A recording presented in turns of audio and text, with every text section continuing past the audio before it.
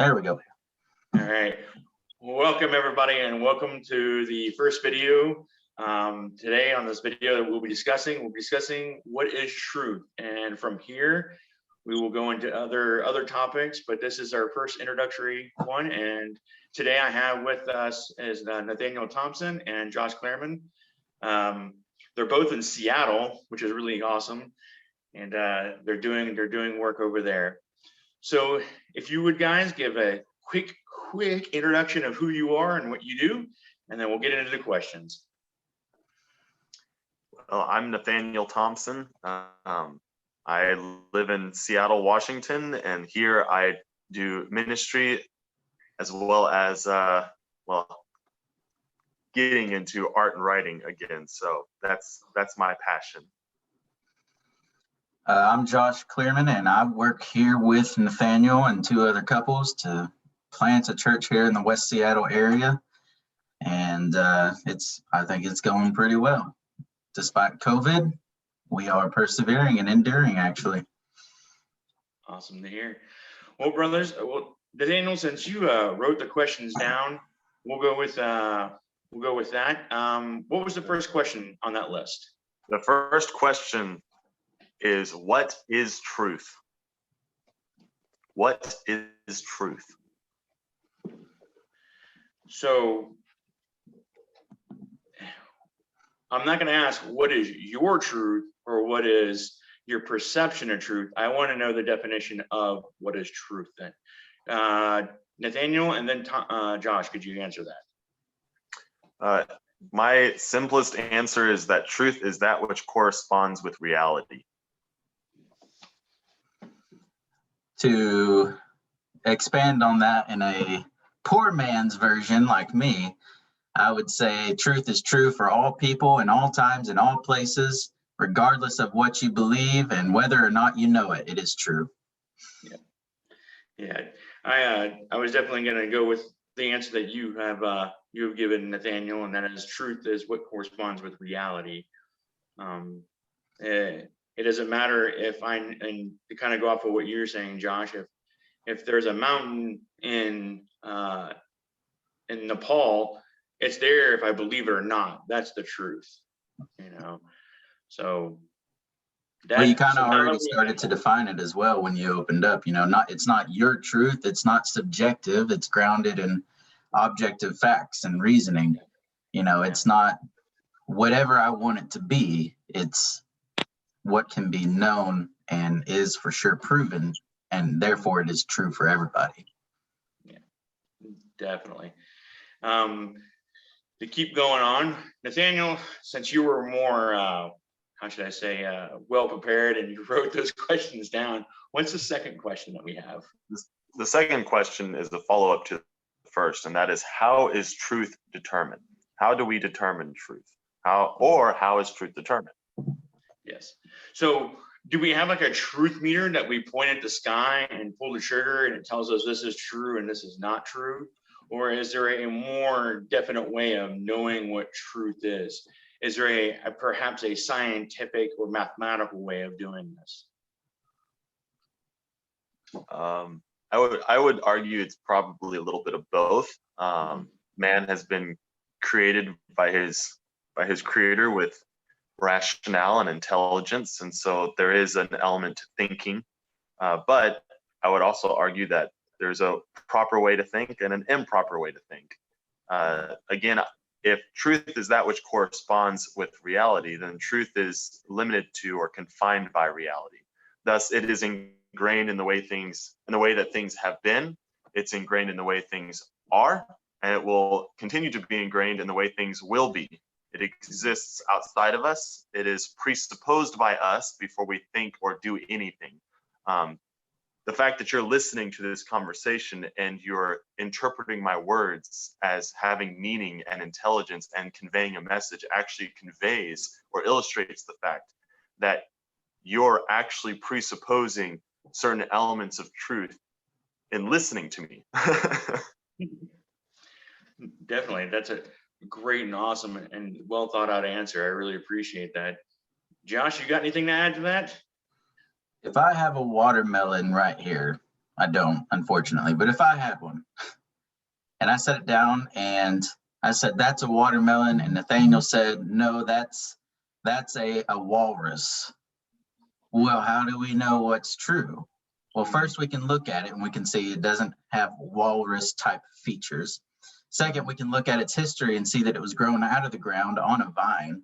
Third, we can cut it open and then look at the inside and taste it and say, hey, that's a watermelon. So it kind of depends on the situation, what you can do with what is given to you. But in situations like that, you can look at it objectively and say, hey, that ain't a walrus. That's a watermelon. I appreciate that illustration, because it kind of, another thought that is coupled with this question is that truth is confined by reality.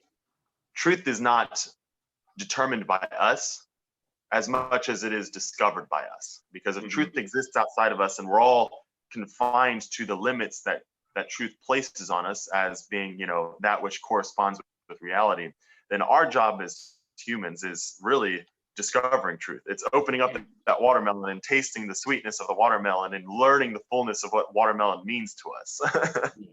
Yeah, definitely. Those are wonderful and great answers. On to the next question. I think after this we have one more. Yes, we have two more questions. This next question is, how do we know something is believable? How do we know something is believable?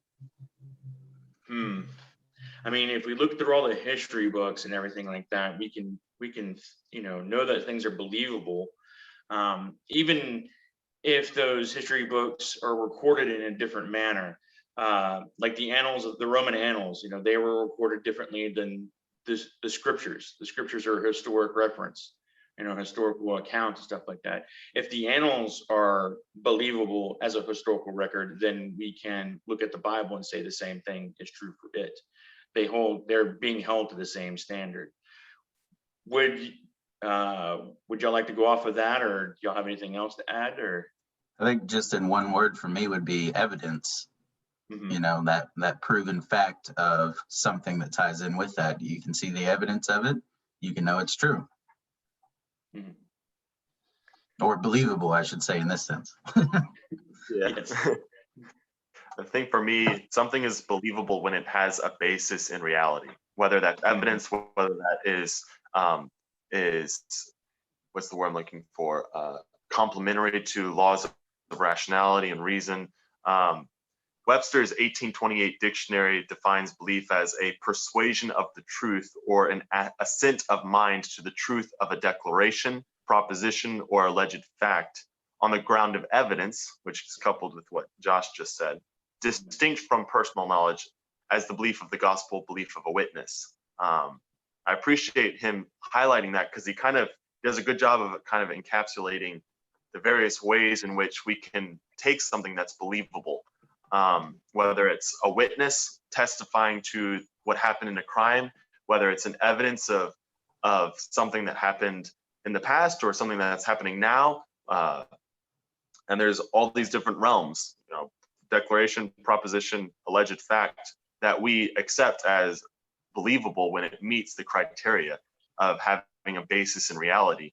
And to kind of touch on something you said, Randall, in relation to the scriptures, the Apostle John wrote in his gospel that the reason he wrote his gospel was because it's believable.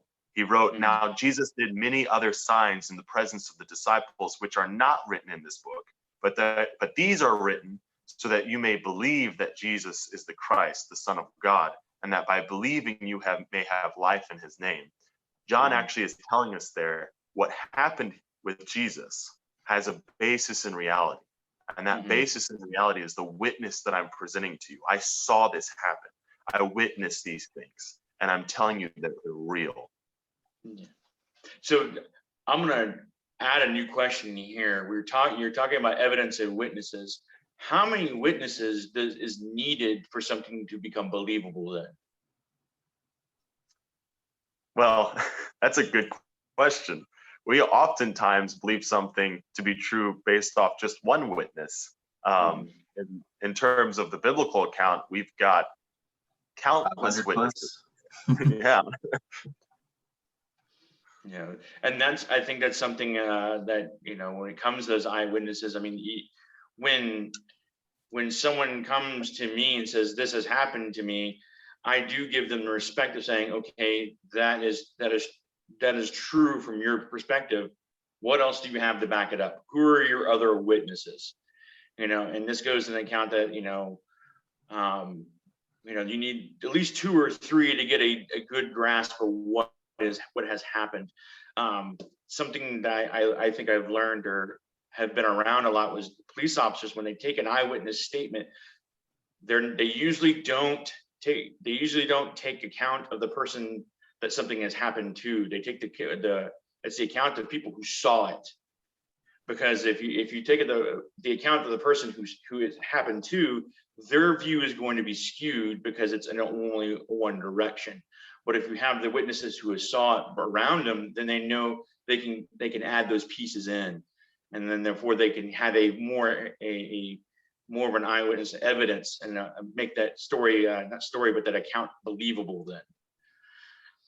But I love the cross correlation witness, because that is going to highlight the things in the account that correspond with what really happened. Definitely. And that last question, I believe, is how do we believe in something that we can't see? Or yes, I think we believe in something unseen. I would like to, one of the things is I know the air is here, but I can't see it. I know atoms exist, but I can't see them. I know that there is gravity, but I can't see it. There's that what's that fault what they call it, logical fallacies. If I don't see it, I don't believe it, kind of thing. Well, that kind of goes against atoms, air, and gravity. Then the evidence that air is there is that I'm breathing it. Yeah.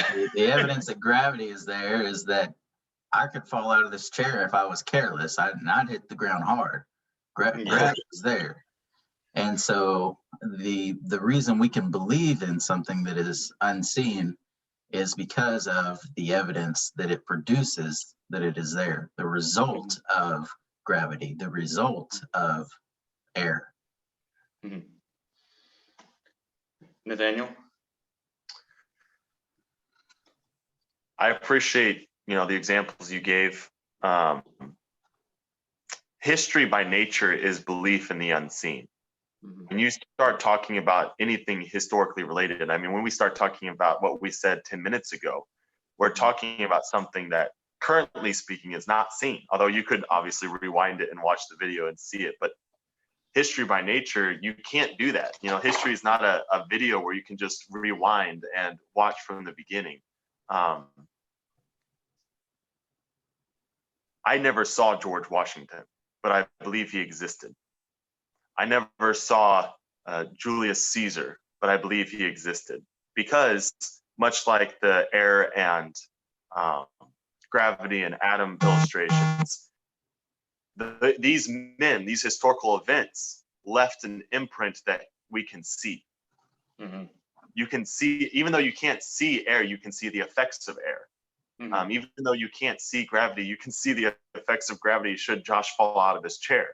And that's the same concept with history, is even though you may not be able to see George Washington currently speaking, you can look into the historical record. You can examine the witnesses that lived with him and wrote about him and talked about him. And you can also see, his dentures, for example, the imprint, historical.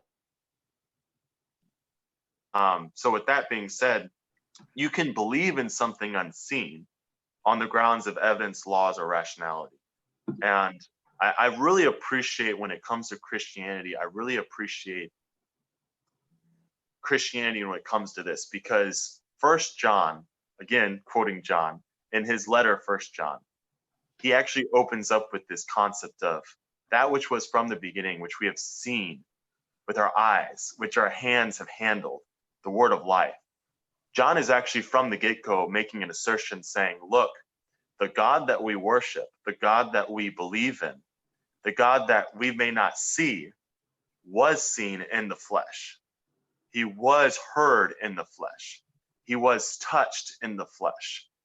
And so when it comes to religious thinking or religious worldviews, Christianity in my mind actually stands apart as very unique because its very, very foundational claim is actually grounded in a historical claim that should have left an imprint in terms of evidence, in terms of rationality, in terms of laws of nature that we can then pick up on. And I would argue, if you follow that train of thought on the basis of the historically unseen, you'll arrive to something that's very believable. Yes, definitely.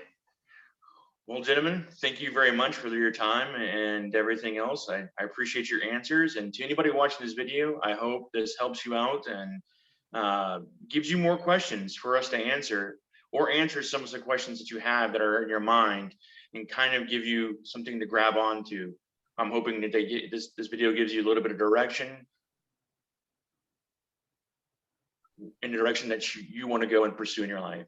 Thank you again, and gentlemen, thank you very much. Y'all have a great day.